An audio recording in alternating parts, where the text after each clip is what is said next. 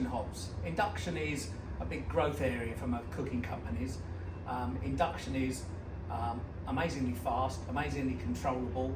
It's very frugal as well. It's by far the most efficient way of cooking, and it's the biggest advancement in cooking technology really for a while. Most designs are available. You've got sort of typical 4-zone 60 centimetres. This particular fella here that I'm showing you is an 80 centimetre wide. They've put a little stainless steel trim around the edge that has a couple of points. Firstly, it's a style thing, so if you've got other stainless steel items around it, it can match in with those. Also, it helps just to protect the edge of the glass in case you clipped it with a pan or something like that and it chips or cracks or something like that. So it has kind of two effects, but yeah, it's quite unusual with the steel around it.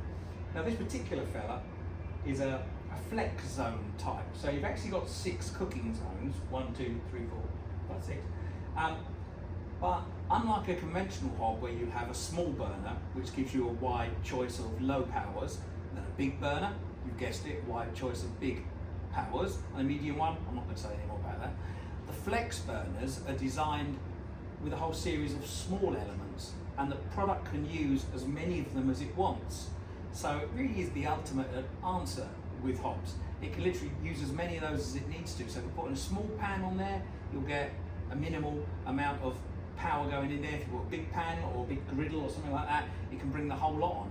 And that way, all the cooking zones can be bridged across for very large items, used as an individual, or you can even have a pan that's sort of 2/3 size, and it will still always give you the widest range of cooking powers for that product.